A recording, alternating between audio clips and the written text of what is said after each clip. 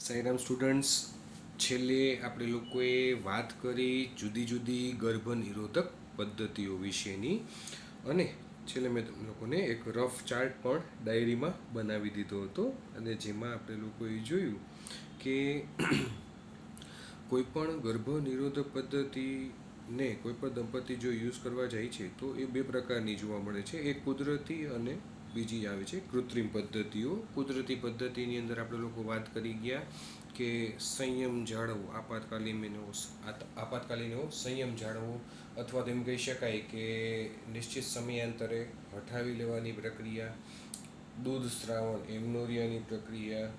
બરાબર, કહેવાનો તાત્પર્ય શું છે કે કુદરતી રીતે સંયમ જાળવીને જો દંપતી સમજી વિચારીને ગર્ભ અવરોધકતા પ્રાપ્ત કરી શકતા હોય, નિવારી શકતા હોય, તો તમારે કૃત્રિમ પદ્ધતિનો ઉપયોગ કરવો પડે નહીં.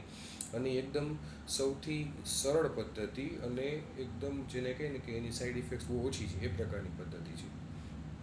એ સિવાય કૃત્રિમ પદ્ધતિઓ ઘણી બધી છે. દાખલા તરીકે અવરોધકોનો ઉપયોગ કરવો, એમાં કોન્ડમનો ઉપયોગ કરવો, અથવા તો એમાં બે પ્રકારના કોન્ડમ આવે છે. સ્ત્રીનો કોન્ડમ અલગ આવે છે અને પુરુષનો કોન્ડમ અલગ આવે છે. તો એ અવરોધક તરીકે કોન્ડમનો યુઝ કરવો, નિરોધનો યુઝ કરવો, અથવા તો આયુડીઝ તમે આંતરગર્ભાશયના ઉપાયો કરાવી શકો છો. બરાબર છે, કે જે કોપર-ટીનો સ્ત્રાવ કરે, કોપરનો સ્ત્રાવ કરે. અંતઃસ્ત્રાવી પ્રકારના આયુડીઝ હોય તે અંતઃસ્ત્રાવનો સ્ત્રાવ કરે. બરાબર છે, તો એ આંતરગર્ભાશયના ઉપાયો છે. ત્યારબાદ પ્રોજેસ્ટ્રોજેન અને ઇસ્ટ્રોજનના સંયોજનયુક્ત એવી ચોક્કસ પ્રકારની ગોળી કે જે ઋતુચક્રના 7 દિવસને બાદ કરતાં 21 દિવસ સુધી સતત મોં વાટે લેવામાં આવે છે. એને બાદ કરતાં ખાલી પ્રોજેસ્ટ્રોજેન યુક્ત અથવા તો પ્રોજેસ્ટ્રોજેન અને ઇસ્ટ્રોજન યુક્ત એવા સંયુક્ત રીતે એવા પ્રાપ્ત એવા ઇન્જેક્શન્સ આવે છે કે જે ઇન્જેક્ટેબલ્સ છે. બરાબર છે, તો એના દ્વારા પણ થઈ શકે. સહેલી નામની ગોળી કે જે દર અઠવાડિયે એક વખત મોં વાટે લેવામાં આવે છે, એના દ્વારા પણ ગર્ભનિરોધકતા પ્રાપ્ત કરી શકાય છે. અને આમાંથી કોઈ પણ એક કૃત્રિમ પદ્ધતિ ન અપનાવી તો છેલ્લે આવે છે વાઢકાપ પદ્ધતિ, જેને પુરુષ નસબંધી અને સ્ત્રી નસબંધી, વાસેક્ટોમી અને ટ્યુબેક્ટોમી તરીકે ઓળખવામાં આવે છે. એ પદ્ધતિનો ઉપયોગ થઈ શકે. બરાબર, તો આ બધી પદ્ધતિઓથી અવરોધકતા માટેની, ગર્ભનિરોધકતા માટેની, કે જે અત્યારના યુગમાં એક સળગતો પ્રશ્ન છે આપણા દેશ માટેનો, કે જ્યાં વસ્તી વિસ્ફોટ થાય છે, વસ્તી વધારો જે અકલ્પ્ય દરે વધી રહ્યો છે, કે જે આપણા દેશને પાછળ લઈ જાય છે. તો એને અટકાવવા માટેના ઉપાય તરીકે આ બધી પ્રસિદ્ધ એવી પદ્ધતિઓ વિશેની ચર્ચા આપણે લોકોએ ગઈકાલના લેક્ચરમાં કરી. આજે આપણે લોકોએ હવે નેક્સ્ટ ટોપિક સમજવાનો છે. ટોપિક નંબર 4.3, દાક્તરી ગર્ભપાત અથવા તો પ્રેરિત ગર્ભપાત, આપણા દ્વારા કરવામાં આવતો ગર્ભપાત, મેડિકલ ટર્મિનેશન ઓફ પ્રેગ્નન્સી તરીકે જેને ઓળખવામાં આવે છે, MTP તરીકે જેને ઓળખવામાં આવે છે. તો એના વિશેની ચર્ચા આજના ટોપિકમાં આપણે લોકોએ કરવાની છે. તો જુઓ બધા લોકો હવે ટેક્સ્ટબુકમાં, ગર્ભધારણના પૂર્ણ સમય પહેલાં, ગર્ભધારણ જ્યારે થવાનું હોય એના પૂર્ણ સમય પહેલાં ઈરાદાપૂર્વક અથવા તો સ્વૈચ્છિક ગર્ભપાતને, ગર્ભ સ્વરૂપે કોઈ પણ ફલિતાંડ છે એનું રૂપાંતરણ થઈ જાય એ પહેલાં સ્વૈચ્છિક ગર્ભપાતને દાક્તરી ગર્ભપાત એટલે કે MTP અથવા તો પ્રેરિત ગર્ભપાત તરીકે ઓળખવામાં આવે છે. સામાન્ય રીતે આશરે 45 થી 50 મિલિયન MTPs, સામાન્ય રીતે આશરે 45 થી 50 મિલિયન MTPs વિશ્વમાં દર વર્ષે કરવામાં આવે છે નોર્મલ કન્ડિશનમાં. બરાબર, ડૉક્ટરની અથવા તો ડાક્ટરની દેખરેખ હેઠળ આ પ્રક્રિયા કરવામાં આવે છે. બરાબર, મેડિકલ ટર્મિનેશન એટલે અટકાવવું, પ્રેગ્નન્સીને અટકાવવું મેડિકલી. બરાબર છે, તો 45 થી 50 મિલિયન MTPs વિશ્વમાં દર વર્ષે કરવામાં આવે છે, કે જે કુલ કાલ્પનિક ગર્ભધારણના 5 પૈકી, બરાબર, 1/5ની સંખ્યામાં હોય છે. આમ તો MTP વસ્તી ઘટાડામાં અગત્યની ભૂમિકા ભજવે છે. તો MTP વસ્તી ઘટાડામાં મહત્વની ભૂમિકા ભજવે છે, પરંતુ તે તેનો હેતુ નથી. એમટીપીનો કન્સેપ્ટ વિજ્ઞાન જગતની અંદર આવ્યો એની પાછળનું કારણ બીજું હતું. એની પાછળનો વૈજ્ઞાનિકોનો હેતુ કંઈક અલગ હતો, પરંતુ એમટીપીનો આપણે લોકો દુરુપયોગ કરવા લાગ્યા છીએ એમ કહે છે. બરાબર. તો એમટીપીને સ્વીકારવી, કાયદાકીય બનાવવી તે ઘણા દેશો માટે ચર્ચાનો વિષય છે.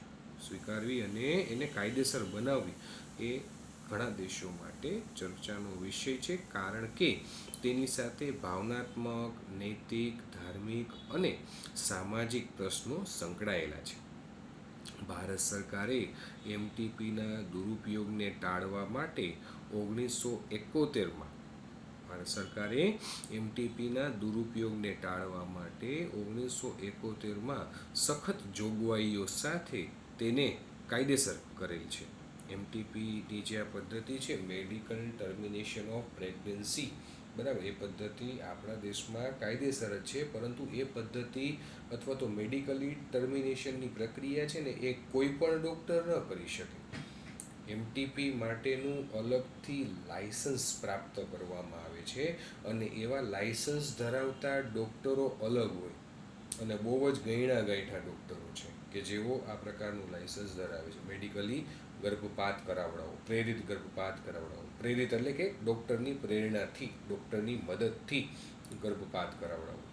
બરાબર. અને આપણા દેશમાં આપણે બધા લોકો જાણીએ જ છીએ કે અંદરખાને, પાછલા બારણે બધા જ પ્રકારના ઘણા બધા એવા ડૉક્ટરો છે, ઘણી વખત એવા કમ્પાઉન્ડર છે, નર્સો છે, બરાબર, કે જેઓ ઇલીગલી, ગેરકાયદેસર રીતે ગર્ભપાત કરાવી દે છે દંપતીને. તો એ વસ્તુ એકચ્યુઅલમાં ખોટી છે, ગેરબંધારણીય છે, ગેરકાયદેસર છે. એવા વ્યક્તિઓ એક સમાજનું દૂષણ છે. બરાબર, કે જે સમાજને ખોટી રીતે, ખોટી દિશામાં પ્રેરે છે. બરાબર, કે જે લોકોને ટર્મિનેશન કરાવવું છે, ગર્ભપાત કરાવવું છે, તો કાયદેસરની જોગવાઈઓ અનુસાર જોવા જઈએ તો એ ટર્મિનેશન તમે સિલેક્ટેડ ડૉક્ટર પાસે જ કરાવી શકો. કોઈ પણ ડૉક્ટર પાસે આયુર્વેદિક, હોમિયોપેથિક ડૉક્ટર હોય અથવા તો ખાલી એમને સાદો નર્સ કે કમ્પાઉન્ડર હોય તો એ લોકો પાસે આ વસ્તુ શક્ય નથી. કરાવી શકાય નહીં, પણ આપણે લોકો બંધ બારણે કરાવતા હોઈએ છીએ થોડા ઘણા રૂપિયા એને દઈને. બરાબર છે, પણ આઈડિયલી એ વસ્તુ ગેરબંધારણીય છે, ખોટી છે.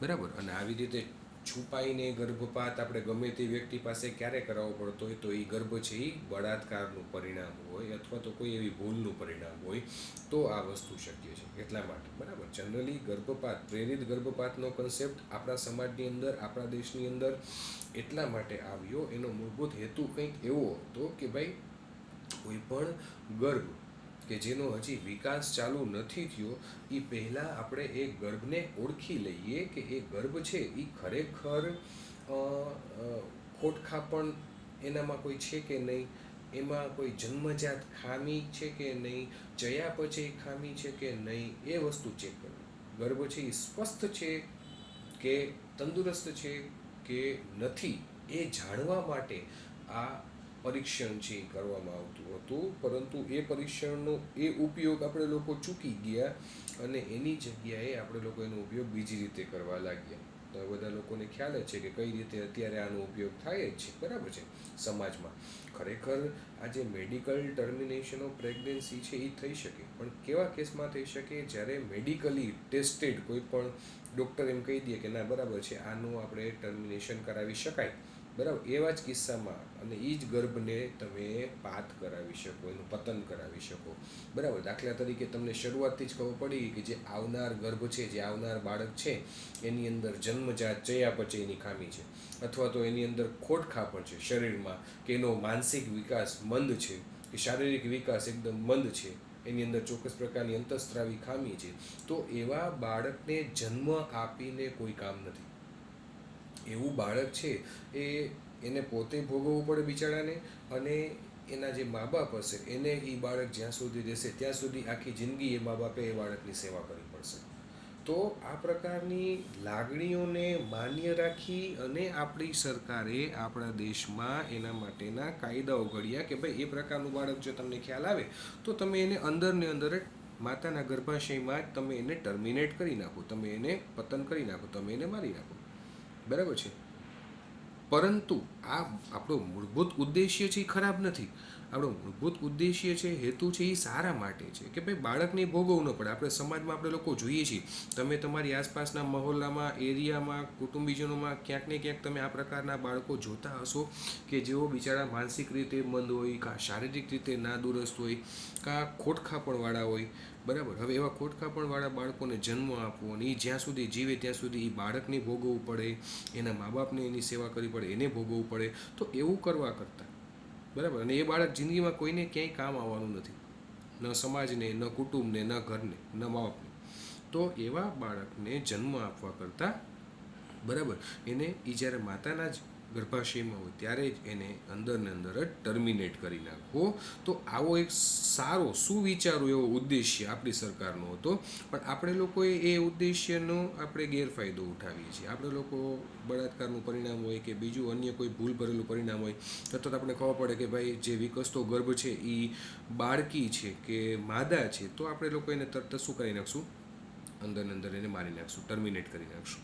બરાબર છે. એની બાળક છે એ નર હશે તો આપણે લોકો એને બચાવવાનો પ્રયત્ન કરશું, તો એને આપણે જીવાડવાનો પ્રયત્ન કરશું. બરાબર. તો આ પ્રકારની જે વર્ષો જૂની રૂઢિ ચાલી આવે છે, ખોટી રૂઢિ ચાલી આવે છે, ખોટું એક પ્રકારનું વારસાગત આપણી અંદર જે ચાલ્યું આવે છે, એને રોકવા માટે, બરાબર, એને અટકાવવા માટેના પ્રાવધાન, એના માટેની જોગવાઈઓ આપણી સરકારે કરેલી છે. તો એમટીપીનો દુરુપયોગ ટાળવા માટે ટેક્સ્ટ બુકમાં ધ્યાન બધા લોકોનું 1971માં સખત જોગવાઈઓ સાથે તેને કાયદાકીય કરેલ છે.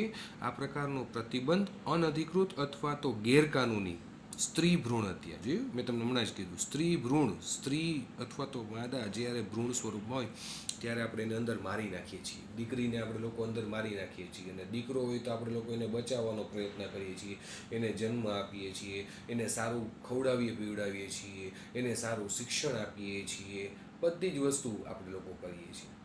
બરાબર. અને દીકરી હશે તેને આપણે એ નથી કરતા. આ બધી વસ્તુ અત્યારના યુગમાં તો હવે તો આ બધું ઓછું થઈ ગયું છે. બરાબર. હવે કારણ કે માણસો ધીમે ધીમે ભણેલા ગણેલા આવવા માંડ્યા, લિટરસી વધી ગઈ, શિક્ષણ વધી ગયું. હવે મા બાપને, માણસોને ખબર પડવા લાગી છે કે દીકરી અને દીકરો બંને એક સમાન છે. બરાબર છે. એટલે હવે તો એવું ઓછું થાય છે, પરંતુ હજી ક્યાંક ને ક્યાંક જૂની રૂઢિ તો આપણા સમાજની અંદર છે જ. સાવ એ દૂર થઈ ગઈ છે કે નાબૂદ થઈ ગઈ છે એવું નથી. બરાબર છે. ગામડાઓમાં અથવા તો જે ઘરોમાં હજી જૂના લોકો જીવતા હોય છે, અભણ લોકો જીવતા હોય છે, ત્યાં હજી આ પ્રકારની રૂઢિ ક્યાંક ને ક્યાંક જીવંત છે. બરાબર છે. તો એના માટેની પણ એકદમ સખત, એકદમ કડક કાર્યવાહી, સખત જોગવાઈ આપણા દેશમાં, આપણા સમાજમાં કરવામાં આવેલી છે. હવે તો ધીમે ધીમે માણસો જે ભણેલા ગણેલા છે ને એ લોકો આવું નથી વિચારતા કે દીકરો હોય તો એને આવું કરવું, દીકરી હોય તો એને આવું કરવું. બરાબર છે. દીકરો અને દીકરી બંનેને એક સમાન તક જ આપવામાં આવે છે, પણ પહેલાંના યુગમાં આવું વધારે થતું હતું.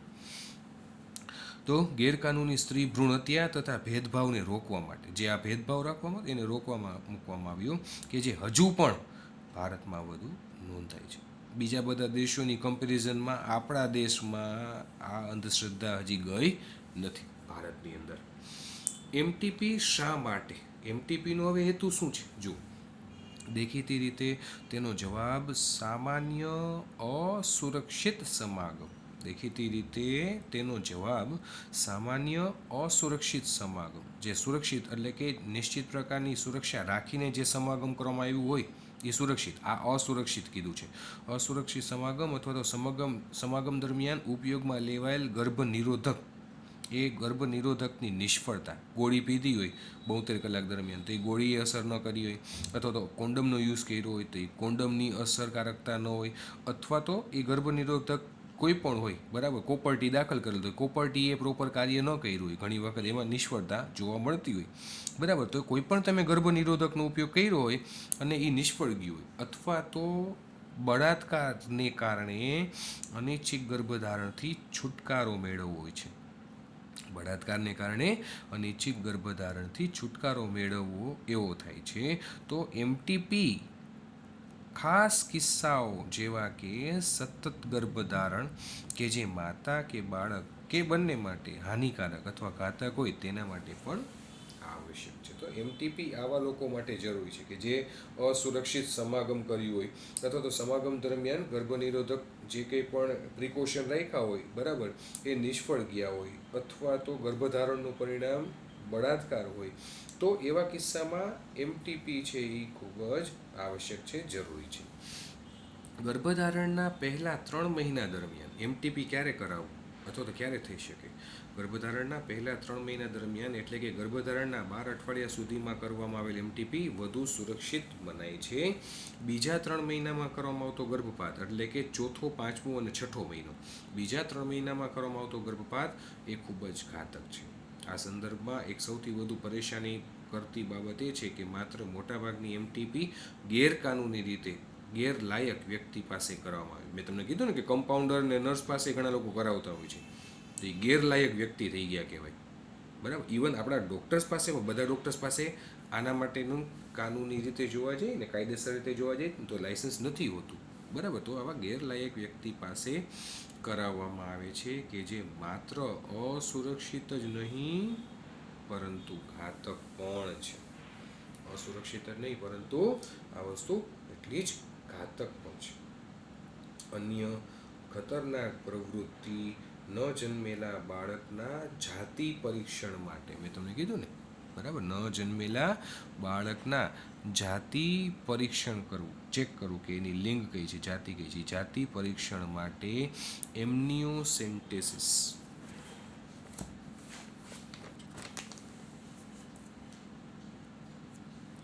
અથવા તો ઉલ્વ જળ કસોટી, બરાબર છે, ઉલ્વ જળ કસોટીનો દુરુપયોગ છે. એમનિયોસેન્ટેસિસનો દુરુપયોગ કરીએ છીએ કે જે આપણે જાતિ પરીક્ષણ કરાવીએ અને પછી પ્રેરિત ભ્રૂણ હત્યા, ગર્ભ હત્યા કરીએ છીએ. અવારનવાર એવું જોવા મળ્યું છે કે ગર્ભ માદા હોય તો એમટીપી કરાવવામાં આવે છે, મોટે ભાગે, બરાબર, આપણા દેશમાં, કે એ ગર્ભ છે, વિકસતો ગર્ભ છે, માદા હોય તો એમટીપી કરાવવામાં આવે છે, બરાબર. ખરેખર સુરક્ષિત એમટીપી છે એ આગલા પહેલા 3 મહિના દરમિયાન જ જે કરવામાં આવે એ જ સુરક્ષિત ગણાય.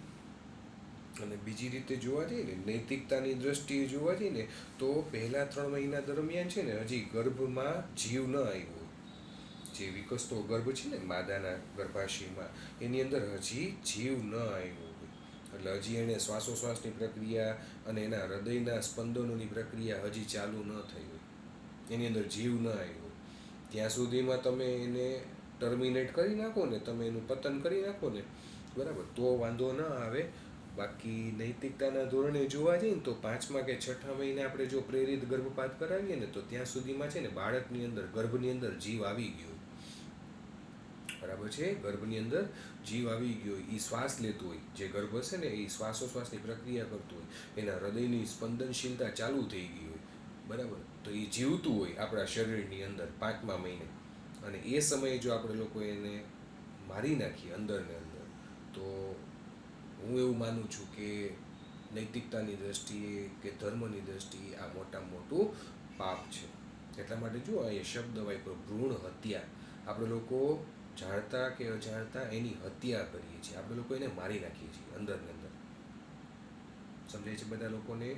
તો કહેવાનું તાત્પર્ય એ છે તમને લોકોને કે કોઈ પણ વિકસતો ગર્ભ છે, ભલે તમે એને એમટીપી કરાવો, પરંતુ જ્યાં સુધી એની અંદર જીવ ન આવ્યો હોય, હજી એક નાનકડી ગમતી ગાંઠના સ્વરૂપમાં હોય, હૃદયનો પૂરતો વિકાસ ન થયો હોય, બરાબર, અને એ દરમિયાન જો તમે એને શરીરની બહાર કાઢી લ્યો ને, બરાબર, તો હજી એક નિર્જીવ વસ્તુ છે પ્રથમ 3 મહિના સુધી, બરાબર. ખરેખર જોવા જઈએ તો પછી એની અંદર એક જીવ આવી જાય એવું કુદરતી રીતે એવું કહેવાય છે, એવું માનવામાં આવે છે કે દર 4થા મહિને, બરાબર, 4-4.5 મહિને કુદરત બાળકની અંદર જીવ પૂરે, કુદરત બાળકની અંદર જીવ પૂરે, એટલે કે શ્વાસોશ્વાસની પ્રક્રિયા ચાલુ કરે અને હૃદયની સ્પંદનશીલતા ચાલુ થાય, એ બધી વસ્તુ ચાલુ થાય, બરાબર.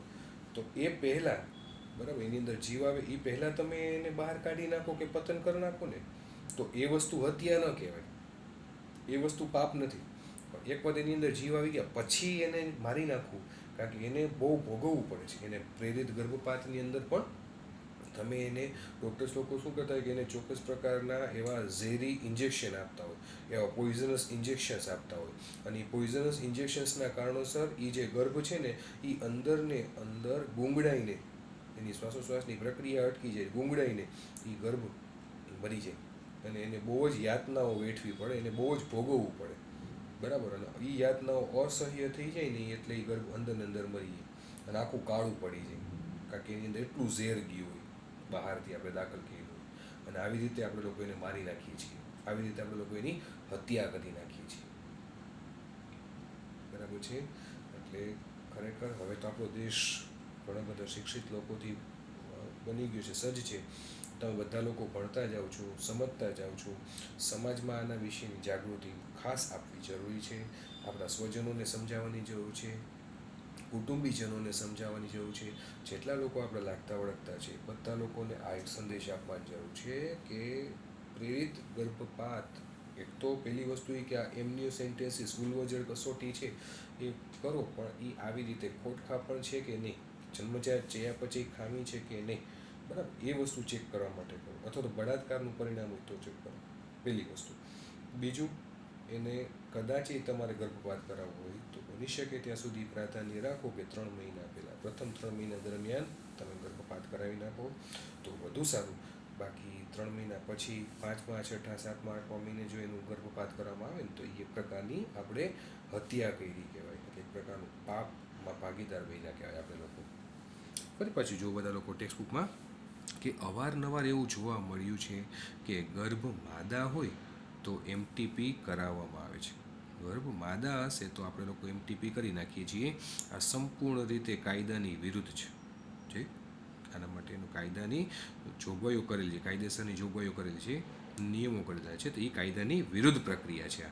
આ પ્રવૃત્તિઓને ટાળવી જોઈએ, કારણ કે આ યુવા માતા અને ગર્ભ બંને માટે ઘાતક છે, બરાબર. ઘણા કિસ્સા એવા પણ સામે આવ્યા છે કે જે લોકો આવી રીતે પ્રેરિત ગર્ભપાત કરવા જાય, મેં તમને કીધું ને કે ચોક્કસ પ્રકારની ઇન્જેક્શન્સ આપવામાં આવે, ચોક્કસ પ્રકારની દવા માતાને આપવામાં આવે, હવે પોઈઝનસ હોય, ઘણી વખત એ પોઈઝન છે ને એ માતાના રુધિરમાં પડી જાય, એટલે ગર્ભ છે એ તો મરી જાય, પણ ગર્ભની સાથે સાથે એ જે માતા, જે સ્ત્રી છે ને એ પણ મૃત્યુ પામે.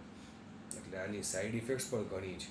એટલા માટે કોઈ પણ આવી અનનોન વ્યક્તિ પાસે કે અભણ વ્યક્તિ પાસે કે આવા કોઈ પણ અનધિકૃત જે કમ્પાઉન્ડર કે નર્સ કે એવા કોઈ પણ વ્યક્તિ હોય, ડૉક્ટર હોય, એવા લોકો પાસે કોઈ દિવસ એમટીપી ન કરાવાય. એમટીપી સ્ટાન્ડર્ડ ડૉક્ટર પાસે જ વ્યવસ્થિત, જેની પાસે લાઇસન્સ છે, જેની પાસે પૂરતા કાગળિયા છે, એવા લોકો પાસે જ પ્રેરિત ગર્ભપાત કરાવવું જોઈએ.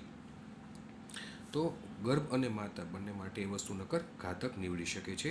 અસુરક્ષિત સંવનનને ટાળવા માટે અસરકારક પરામર્શ અને ગેરકાનૂની ગર્ભપાતના જોખમી પરિબળોની સાથે સાથે વધુ સ્વાસ્થ્ય સુવિધાઓ પૂરી પાડી બિન આરોગ્યપ્રદ વલણને અટકાવી શકાય છે, બરાબર. બિન આરોગ્યપ્રદ વલણ આપણું અટકી શકે છે. આરોગ્યને ધ્યાનમાં રાખી પરામર્શ કરવો એટલે કે વાર્તાલાપ કરવો, વાતચીત કરવી, યોગ્ય વ્યક્તિ, યોગ્ય ડૉક્ટર્સ, બરાબર, એવા લોકોના સંપર્કમાં રહેવું, ચોક્કસ પ્રકારના મનોચિકિત્સા શાસ્ત્રી એના સંપર્કમાં રહેવું અને યોગ્ય સલાહ લેવી. વિજ્ઞાન ખરેખર શું સમજાવવા માગે છે, શું કહે છે, એને પ્રાધાન્ય આપવું, અને પછી તમે આ પ્રક્રિયા કરી શકો છો, બરાબર. એટલે આના દ્વારા આપણે એમટીપી દ્વારા આપણે લોકો ધારીએ ત્યારે ગર્ભપાત કરી શકીએ છીએ, પણ ગર્ભપાત કેવા કિસ્સામાં કરાવવો જોઈએ એ આપણને ખબર હોવી જોઈએ. ત્યાર પછીનો આવે છે નેક્સ્ટ ટોપિક 4.4, જાતીય સંક્રમિત ચેપ. જે ચેપ જાતીય સંક્રમિત કે એક જાતિમાંથી બીજી જાતિમાં જાય, જે બંને જાતિ કે જે સમાગમ કરે છે નર અને માદા, તો સંક્રમણ પામે, નરમાંથી માદામાં સંક્રમિત થાય અથવા માદામાંથી નરમાં થવું. તો જે ચેપ અથવા રોગો જાતીય સમાગમ દ્વારા સંક્રમિત થતા હોય, જે ચેપ અથવા તો જે રોગો કે જે જાતીય સમાગમ દ્વારા સંક્રમિત થતા હોય તેને સામૂહિક રીતે જાતીય સંક્રમિત ચેપ, બરાબર, સેક્સ્યુઅલી ટ્રાન્સમિટેડ ઇન્ફેક્શન્સ, STIs, અથવા સમાગમને લગતા રોગો, વેનેરિયલ ડિઝીઝ, VD, અથવા પ્રજનન માર્ગના ચેપ, રિપ્રોડક્ટિવ ટ્રેક ઇન્ફેક્શન, RTI, બધા જ ફૂલ ફોર્મ યાદ રાખજો, પૂછી શકે. STI વીડી અને આરટીઆઈ તરીકે એને ઓળખવામાં આવે છે. જાતીય રીતે સંક્રમિત રોગો, એ રોગોના ઉદાહરણમાં આવે છે ગોનોરિયા, સિફિલિસ, જનનાંગીય હર્પીસ, ક્લેમાઇડિયાસિસ, જનનાંગીય મસા, ટ્રાઇકોમોનિયાસિસ, હેપેટાઇટિસ બી અને અલબત્ત તાજેતરના વર્ષોમાં સૌથી વધુ ચર્ચિત એવો એચઆઈવીનો ચેપ કે જે એઇડ્સના સ્વરૂપમાં પરિણમે છે. આ બધા કેટલાક સામાન્ય જાતીય સંક્રમિત ચેપ છે, એસટીઆઈસ છે. આમાંનો એચઆઈવીનો ચેપ એ પ્રમાણમાં સૌથી ખતરનાક છે, જેની ગહન ચર્ચા આપણે પ્રકરણ 8માં કરવાની છે. બાકીના બધા જે એસટીઆઈસ છે એમાં જનરલી માણસનું મૃત્યુ ન થતું હોય, પણ એચઆઈવીના કિસ્સામાં માણસનું મૃત્યુ છે એ સુનિશ્ચિત છે. બરાબર છે. આમાંના કેટલાક ચેપો જેવા કે હિપેટાઇટિસ બી અને એચઆઈવી સંક્રમિત વ્યક્તિ માટે વપરાયેલ ઇન્જેક્શનની સોય કે વાડકાપના સાધનો વગેરેની અદલાબદલીથી આ રોગ છે એ ફેલાય છે. બરાબર છે. રુધિરાદાન અથવા ચેપી માતાથી તેના ગર્ભસ્થ શિશુમાં પણ સંચારિત થઈ શકે છે. આવી રીતે પણ આ રોગ ફેલાઈ શકે છે, હિપેટાઇટિસ બી અને એચઆઈવી. હિપેટાઇટિસ બી, જનનાંગીય હર્પીસ અને એચઆઈવીનો ચેપ સિવાયના અન્ય રોગોનું જો વહેલા નિદાન થાય અને યોગ્ય સારવાર મળે તો તે સંપૂર્ણપણે સાધ્ય છે. સાધ્ય છે એનો મતલબ એનો સંપૂર્ણપણે શરીરમાંથી દૂર થઈ શકે. પરંતુ એક વખત હર્પીસનો કે એચઆઈવીનો કે હિપેટાઇટિસ બીનો ચેપ લાગ્યો પછી એ શરીરમાંથી સંપૂર્ણપણે દૂર નથી થતા, એટલે કે અસાધ્ય છે, કેન્સરની જેમ. મોટાભાગના રોગોના શરૂઆતના ચિહ્નો ખૂબ જ ગૌણ હોય છે. ગોનોરિયા છે, સિફિલિસ છે, હર્પીસ છે, ક્લેમાઇડિયાસિસ છે, બરાબર, ટ્રાઇકોમોનિયાસિસ છે. તો આ બધા જે રોગો છે, એસટીઆઈસ છે, એના ચિહ્નો છે એ ખૂબ જ ગૌણ હોય છે, જેવા કે જનનાંગીય વિસ્તારમાં ખંજવાળ આવવી, પ્રવાહીનો સ્ત્રાવ થવો, સામાન્ય દુખાવો થવો, સોજો વગેરે. આ કોમન ચિહ્નો છે આ ઉપરના બધા રોગો માટેના. જનનાંગીય વિસ્તારમાં ખંજવાળ, પ્રવાહી સ્ત્રાવ, સામાન્ય દુખાવો, સોજો વગેરે છે. ઘણીવાર સંક્રમિત સ્ત્રીઓમાં આ રોગોના ચિહ્નો દેખાતા નથી. સ્ત્રી સંક્રમિત થઈ ગઈ હોય પણ આ પ્રકારના ચિહ્નો ઘણી વખત ન દેખાતા હોય અને તેથી તે લાંબા સમય સુધી અનિદાનિત, એટલે કે નિદાન ન કરાવે, અનિદાનિત રહે છે. ચેપની શરૂઆતની અવસ્થામાં ચિહ્નોનું ન દેખાવવું અથવા ઓછા લક્ષણો દેખાવા અને એસટીઆઈસથી જોડાયેલ સામાજિક કલંકનો ડર, બીક લાગવી સમાજથી, સંક્રમિત વ્યક્તિને સમયસર નિદાન અને ઉચિત ઉપચારથી રોકે છે. ઘણી વખત એવું થાય કે આપણે આ રોગથી પીડાતા હોય પછી આપણને પાછળથી ખબર પડે, પરંતુ આપણે સામાજિક કલંકના ડરથી આપણે લોકો આ વસ્તુ બહાર ન પાડીએ, ડૉક્ટરની સલાહ ન લઈએ અને અંદરને અંદર જ પીડાતા રહીએ. એટલે એવું ન કરવું જોઈએ. આ આગળ જતાં સમસ્યામાં વધારો કરે છે.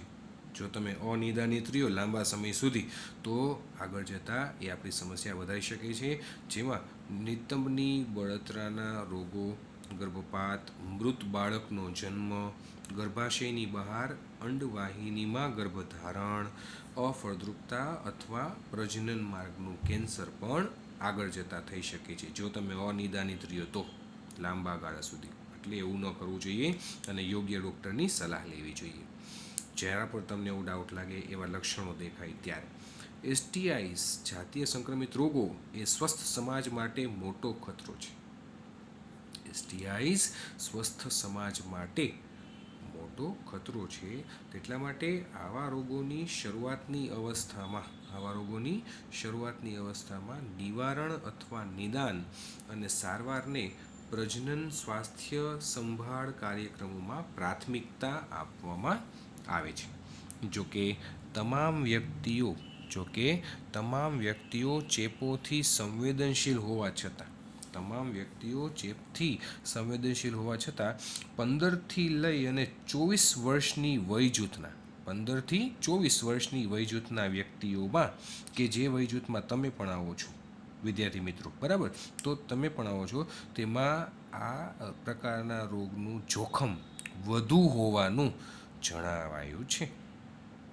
કારણ કે આ ઉંમર છે 15થી લઈને 24 વર્ષની વય જૂથ કે જ્યારે આપણી અંદર હોર્મોનલ ચેન્જીસ આવતા હોય, ચોક્કસ પ્રકારના અંતઃસ્ત્રાવો છે એનું સ્ત્રાવ થવાનું શરૂ થતું હોય, આપણી અંદર પરિપક્વતા, પુખ્તતા, પ્યુબર્ટી આવતી હોય છે. તો આટલી વર્ષની વય જૂથના વ્યક્તિઓમાં એનું જોખમ વધુ જોવા મળ્યું છે. ભયભીત થવા માટેનું કોઈ કારણ નથી, એનાથી બીવાની જરૂર નથી. ભયભીત થવા માટેનું કોઈ કારણ નથી, કારણ કે એનું નિવારણ છે એ પાછું શક્ય છે. નીચે આપેલા સરળ સિદ્ધાંતોને